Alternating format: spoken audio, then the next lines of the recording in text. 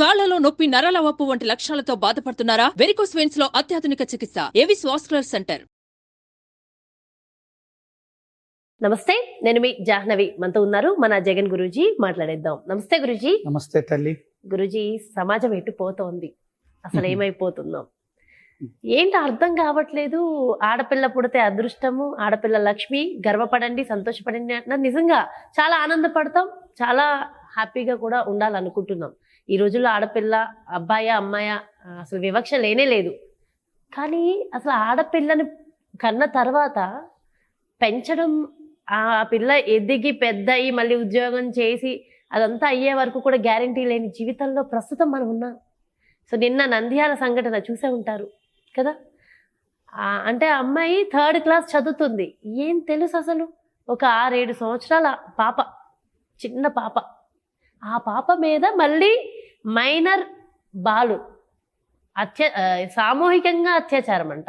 అసలు వాళ్ళ వయసులేంటి, వాళ్ళేంటి, ఏం తెలుసు, చేసిన పనేంటి, అసలు ఎట్టు పోతుందాం, ఏమవుతుంది? ఈ విషయం విన్న వెంటనే కాసేపు మానసికంగా ఒక యోగా టీచర్గా సమాజ యువతను మార్చాలని తపిస్తున్న వ్యక్తులలో, యువతపై ఎప్పుడు ప్రేమ ప్రేరణ కలిగించే వ్యక్తుల్లో నేను కూడా ఒకడిని. ఎన్ని తప్పులు చేసినా యువతను మార్చుకోవాలనే బాధ్యతగా భావిస్తా. అందుకే వాళ్ళు అంటున్నా, మారుతున్న యువత భవిష్యత్తులో బాధ్యత ఎవరిది, భారతదేశ పరిస్థితి ఏమిటి? ఒక్కొక్క సంఘటన ఎప్పటికప్పుడు వింత వింతగా జరుగుతున్నాయి. అదే తరుణంలో ఎన్సిఆర్బి అనే సంస్థ ఒక ఎనాలిసిస్ చేసి 2001 నుండి 2021 వరకు మైనర్ వ్యవస్థలో, అంటే మైనర్స్ చేస్తున్న హత్యలనండి, దొంగతనాలండి, రేపులనండి 74% రీచ్ అయ్యన్న రిపోర్ట్ ఇచ్చింది ఇండియా వాయిస్. అంటే నా భాషలో మనం మైనర్స్ అంటున్నాం, ఏదో ఒక ప్రామాణికంగా మైనర్స్ గర్ల్స్ కింద బాయ్స్ కింద అని పెట్టాం, కానీ వయసుకు పెట్టాం, కానీ మానసికంగా పెట్టాల. మరి పెట్టాలా పెట్టకూడదన్న అంశం కంటే కూడా ఇటువంటి తరుణంలో ఇలాంటి పిల్లల్ని మార్చాలి, అసలు ఇలాంటి ఆలోచనలు ఎందుకు వస్తున్నాయి, అసలు అది ఎలా తెలుస్తుందో వాళ్ళకి, ఆ పని చెయ్యాలి, చేస్తే పట్టుకుంటారు, మనం చంపాలి, దాన్ని పడేయాలి, ఈ యొక్క రూపం ఏంటి అసలు అర్థం కావట్లా. అంటే నాకే ఒక రోజంతా ఒకలాంటి మనోవ్యవస్థ. అంటే నేను ఎలా చెప్పి ఎలాంటి యూత్ని తయారు చేయాలి, నా బాధ్యత ఏంటి అని నాకుగా కలిగిన భావాలు ఇవి.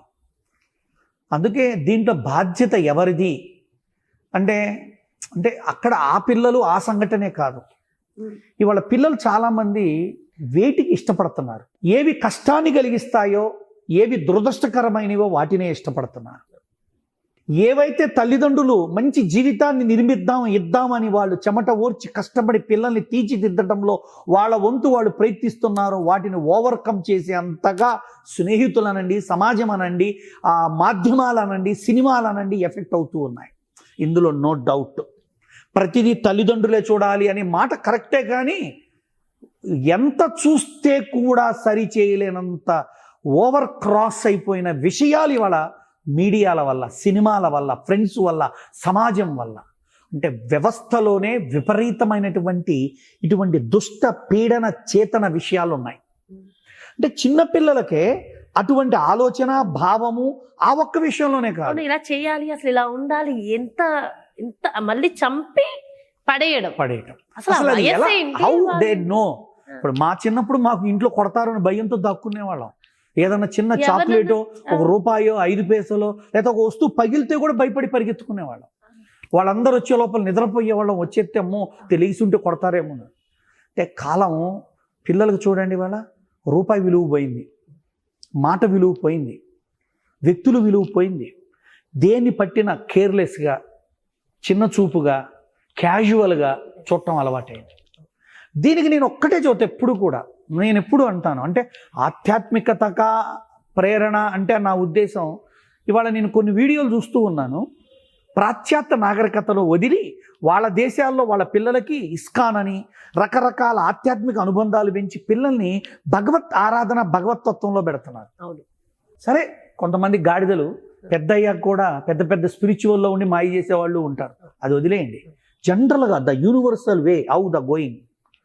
అందుకే పిల్లలకి నేనేమంటానంటే సేవ, ఆధ్యాత్మికత, కుటుంబ సత్సంబంధాలు, విలువలు నేర్పాలి.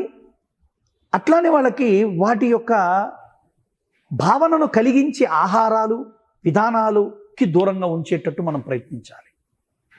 దానికి వాళ్ళ చాలా స్కూళ్ళల్లో, మరి హైదరాబాద్లో మేము వింటున్నాం, చూస్తున్నాం, తెలుపుతున్నారు. ఏమంటారు, సమ్ స్టెరాయిడ్స్ లాంటి కొకైన్లని అవి విచ్చలవిడిగా వాళ్ళు వాడేస్తున్నారు డ్రగ్స్.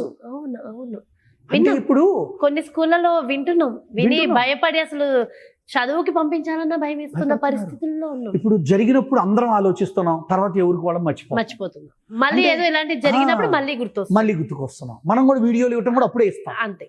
అంటే నేనేమంటున్నా అంటే దీనికి ఇద్దరి పాత్ర ప్రధానమే. ఒకటి ప్రభుత్వం పాత్ర, రెండు తల్లిదండ్రుల పాత్ర. బాహ్య మూలకంగా ప్రభుత్వాలు నిర్దేశించి నిర్ణయించి కఠినంగా ఉండాలి. ఈ మధ్య చాలామంది ఇక్కడ తెలంగాణలో రేవంత్ రెడ్డి గారు ఒక స్కీమ్ పెట్టారు. పిల్లల్లో కొంతమంది లీడర్లు, స్కూల్ టీచర్ ఒకళ్ళు, పేరెంట్స్లో ఒకళ్ళు, ఇలా ఒక గ్రూపుగా ఉండి వాళ్ళని ఒక కేర్గా తయారు చేయాలి మనం, లేకపోతే పిల్లల్ని రక్షించుకోలేమని అందరి పాత్రను భాగస్వామిని చేసి ఒక డిజైన్ చేశారు. సంతోషం. ఇలాంటిది ఒకటి జరగాల ప్రభుత్వం పట్ల. అలానే తల్లిదండ్రులు, ముఖ్యంగా తల్లి ఎప్పటికప్పుడు పిల్లల్ని ఈ విషయాల పట్ల, ఇందాక మనకున్న మాదక ద్రవ్యాలు ఇలాంటి వాటి పట్ల, పరాయి వస్తువుల పట్ల, పరాయి స్త్రీల పట్ల, పరాయి పిల్లల పట్ల ఎటువంటి ప్రవర్తన చేయాలి, ఎలా ఉండాలి అనే ప్రేరణాత్మకమైన భావజాలం నేర్పించాలి. ఎందుకంటే అవి అందించకపోతే ఏదైతే అందుతుందో అది రైట్ అనుకుంటున్న వయసు అది. అదేదో థ్రిల్, అదేదో పెద్ద థ్రిల్లింగ్. వాళ్ళు ఇప్పుడు అది వాళ్ళ తప్పు చేసామని కూడా ఫీల్ అయ్యే వయసు కాదు అది, శిక్షించే వయసు కాదు అది. కానీ దాన్ని అందరం బాధపడాల్సిన సందర్భం అది. అందుకే ఈ పాత్రలో ఫస్ట్ పిల్లలకు ఒక దృఢమైన, ఒక మంచి దృక్పథం కలిగిన జీవన విధానం, మనస్తత్వం, ఆశయం, ఆలోచనని మనం నేర్పించాలి. అటువంటిది పోతుంది, వాళ్ళ తల్లి ప్రేరణ కలిగించేది పోతుంది. సొసైటీ పరంగా కూడా చాలా ఇంపాక్ట్ ఉంటుంది. ఇప్పుడు మీరు మీ అబ్బాయి బర్త్డే బాగా చేయలేదు అనుకోండి, అట్లా చేయకూడదమ్మా, డబ్బులు వేస్ట్ చేయదని మీ అబ్బాయి లేదా మా అబ్బాయో, మనం లేనోడమా నాన్న, అట్లా జరుపుకోకూడదు నాన్న, ఎందుకు తల్లి, నా పిల్లల్ని నేను ఎప్పటికి కూడా కేక్ కోయించలా, ఎప్పటికి కోయించను. అలాంటి కేక్ కోయించనడుగు ఒక తరుణంలో మా పిల్లలు వీఆర్ మిస్సింగ్ సంథింగ్ అని ఫీల్ అయ్యారు. దాన్ని నేను వాళ్ళని మెంటల్గా మళ్ళీ మార్చుకోవడానికి చాలా ఇబ్బంది పడ్డాను. Because of society. వాళ్ళ ఫ్రెండ్స్ వాళ్ళ కాలేజీలో, స్కూళ్ళలో ఏం చెప్పారు, మేము ఇట్లా జరుపుకున్నాం, రాత్రి ఇంతమంది వచ్చారు, ఈ పార్టీ జరుపుకున్నాం, మేము ఫోరం మాల్ వెళ్ళి జరుపుకున్నాం. ఎందుకు మా అబ్బాయిని ఫోరం మాల్కి, వాళ్ళ ఫ్రెండ్ బర్త్డేకి, వాళ్ళ ఫ్రెండ్స్ అందరినీ వాళ్ళ ఫాదర్తో పాటు వీళ్ళందరినీ పికప్ చేసుకొని తీసుకుపోయి చేపిస్తామని పెట్టారు. నేను మా అబ్బాయిని పంపలేదండి. ఎందుకంటే ఇవాళ వెళ్ళినోడు రేపు నా బర్త్డే కూడా ఎట్నే చేయనానా అంటాడు. ఓకే, నేను చేయలేదని వాడు ఒప్పుకుంటే పర్లా, ఒప్పుకోక దీన్ని ఎట్లయినా నేను జరుపుకోవాలని ఒక చెడు బుద్ధి వచ్చి ఒక దొంగతనం చేసి వాళ్ళ ఫ్రెండ్స్కి బయట పార్టీ ఇస్తే, అంటే విషయములో కంటే మనసులో మార్పు తేవాలి, వస్తువుల్లో కంటే వ్యక్తిత్వంలో మార్పు తేవాలి, మన మాటలతో కంటే మంత్రపూరికంగా, ప్రేమపూర్వకంగా తల్లి, తండ్రులు మరియు ఉపాధ్యాయులతో సహా అందరం ఇవాళ పిల్లల పట్ల విపరీతమైనటువంటి విషయాలు పడుతున్నాయి. అట్లాంటి భావజాలాలను తుడిచిపెట్టగలిగే అద్భుతమైనటువంటి పాఠశాలల్లో పాఠాలు రావాలి, జీవితంలో గుణపాఠాలు రావాలి, ఇండ్లల్లో తల్లిదండ్రులు అద్భుతమైన విషయాలు చెప్పాలి.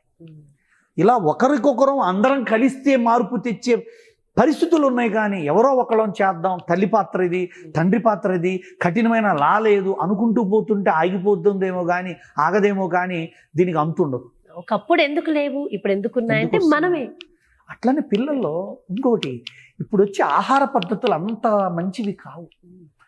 అంటే ఆ తయారీ విధానము, తీసుకునే ఆహారాన్ని బట్టి కూడా మన ప్రవర్తన ఉంటుంది. పక్కా ఉంటుందండి, పక్కా ఉంటుంది.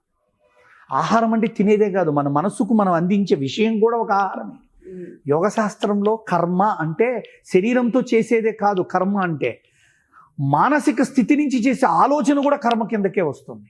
అలాంటి ఆహారాల పట్ల, అలాంటి జీవన విధానాల పట్ల, అటువంటి పాఠాల పట్ల, అట్లాంటి విషయాల్లో ప్రభుత్వాలు, కుటుంబాలు, తల్లిదండ్రులు వ్యవస్థలో మార్పు తెచ్చే ప్రయత్నం కనుక మనం చేయకపోతే ఇవాళ ఆ పిల్లగా జరిగింది రేపు మన పిల్లలకు జరగచ్చు, ఎవరి పిల్లలకైనా జరగచ్చు. ఇటువంటి భావితరాన్ని మార్చే ప్రయత్నం నేనైతే నా వంతు ఎప్పుడు చేస్తున్నాను. ఏ పిల్లలు బాగలేరో ఆ పిల్లల్ని నాకు అప్పచెప్పండి అంట. నా దగ్గర చేర్చండి అంట. డబ్బుకు అతీతంగా భారతీయ భవిష్యత్తును దృష్టిలో పెట్టుకొని పిల్లల మనస్తత్వాలను మార్చే ప్రయత్నం చేయటమే మా బాధ్యత. కాబట్టి అందుకే మనం రాబో రోజుల్లో మనం కూడా పిల్లలకి మన ఛానల్ ద్వారా కూడా ఒక అద్భుతమైన జీవన విధాన తరగతులు నేర్పాలి. అంటే ఎవరి వంతు వాళ్ళని చేయాలా? ఏదో మీరు మీ కమర్షియల్ ప్రాజెక్టులు, పబ్లిక్ మెసేజ్ ప్రాజెక్టులు చేస్తారు, మా వంతు మేము చేస్తాం. కానీ మన అందరి బాధ్యత ఒకటి ఉంటుంది. ఏమనేది అంటే పిల్లలను తీర్చిదిద్దడంలో మనం ఎలా ఉండాలి. డెఫినెట్ గా That to ప్రతిదీ mold it. డబ్బే కాదు, ప్రతిదీ చేయకూడదు. సొసైటీ లాయల్టీ చాలా ఇంపార్టెంట్. పిల్లలు ఒక్కోసారి అడుగుతుంటారు మనల్ని రకరకాల వింతైన మనోభావజాలాలతో. వాటికి ఆన్సర్ ఇవ్వగలిగే తల్లిదండ్రుల జ్ఞానవంతులు కూడా అవ్వాలి. ఆ తల్లిదండ్రులు ఆ జ్ఞానాన్ని పదిలపరుచుకోగలిగే విధమైన విపులీకరణ చేయగలిగే అంత అద్భుతంగా వాళ్ళకి స్టోరీస్ రూపంలో చెప్పగలగాలి. అసలు ఒక వస్తువును ముట్టుకోవటం, నా కష్టార్జితం కాంది నేను ముట్టుకోవాలంటే ఏంటి అనేది నేర్పించాలి. చాలా ముఖ్యమే. అందుకే ఆనాటి సినిమాల్లో కూడా ₹1 గురించి ఆలోచించడం నేర్పేవారు. అవును, ఇవాళ 10 పైసల గురించి 10 సార్లు ఆలోచించేవారు. నేర్పిస్తారు. అంటే మనందరి బాధ్యత ఏంటంటే ఇవాళ ఒక్క విషయం ఆ రోజుకి ఇవాళ వేడిగా ఆలోచించద్దు. భవిష్యత్తులో మన పాత్రని, మన ప్రయత్నాన్ని, మన ప్రయోగాన్ని నాకు గనక అవకాశం వస్తే నేను ఇప్పటికీ అడుగుతున్నాను. చాలామంది పల్లెటూర్లలో, ముఖ్యంగా గ్రామాల్లో, ప్రభుత్వ పాఠశాలలు, ప్రైవేటు పాఠశాలల్లో పిల్లలని మోటివేట్ చేసే ఆరోగ్యపరమైన భావజాలం, ఆలోచన విధానం వచ్చే ప్రక్రియాపూరితమైన యోగా, ఆధ్యాత్మిక విషయాలు, వ్యక్తిత్వ విషయాలు బోధించే ప్రయత్నం మనం చేయాలి. అదొక రకమైనటువంటి మంచి మార్గం. అది ఎంతవరకు ప్రయత్నిస్తున్నాం, ఎంతవరకు అది సక్సెస్ అవుతుంది అనేది మనం వెళ్తే కదా మనకు తెలిసేది. అందుకని నేను ఇక్కడ హైదరాబాద్లో కూడా కొన్ని స్కూళ్ళకు వెళ్తుంటాను. కొన్ని ప్రైవేట్ స్కూల్స్, కొన్ని గవర్నమెంట్ కాలేజ్ స్కూల్స్ అవేర్నెస్ తీసుకెళ్తాను. కాబట్టి ఆ ప్రయత్నం మీ వంతు మీరు చేయండి, తల్లిదండ్రులు చేయండి. ఎవరైనా గ్రామాల్లో మీ ప్రాంతాల్లో ఉన్న స్కూళ్ళల్లో పిల్లలకి మోటివేషన్గా, యోగా పరంగా, ఆరోగ్యపరంగా అవసరమైనప్పుడు తక్షణమే నన్ను సంప్రదించండి.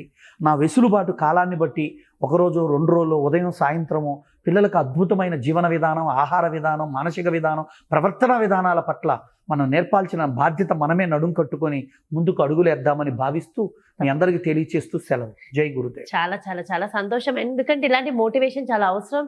అండ్ జనాల్లోకి వెళ్ళి మనము అది చూపించడము, నేర్పించడము, యోగ సాధన, ఆహారపు అలవాట్లు, ప్రవర్తన విధానము చాలా ముఖ్యం. మీరు ఎంత అవేర్నెస్ కల్పిస్తున్నారు. Thank you so much Guruji. నమస్తే. సో ఇలాంటి దారుణాలు, ఇలాంటి దౌర్జన్యాలు, ఇంత దారుణమైన విషయాలు ఇంకొకసారి వినకుండా ఉండాలని మనస్ఫూర్తిగా కోరుకుని మన ప్రయత్నం ఏదైతే ఉందో అది ఖచ్చితంగా చేద్దాం. మరి స్కూళ్ళల్లో, కొన్ని గ్రామాలలో, కొన్ని ప్రదేశాలలో ఖచ్చితంగా అవేర్నెస్ చాలా అవసరం. మరి అలాంటి అవేర్నెస్ క్లాసెస్ కూడా లైవ్లో ప్రత్యక్షంగా కూడా వచ్చి గురూజీ అందిస్తారు. ఎలాంటి ఇన్ఫర్మేషన్ కావాలన్నా గురూజీని సంప్రదించాలి అంటే క్రింద డిస్ప్లే అవుతున్నటువంటి నెంబర్స్కి కాల్ చేయగలరు. నమస్తే. సుమన్ టీవీలో మీ పర్సనల్ అండ్ బిజినెస్ ప్రమోషన్స్ కోసం కింది నెంబర్కి కాంటాక్ట్ చేయండి.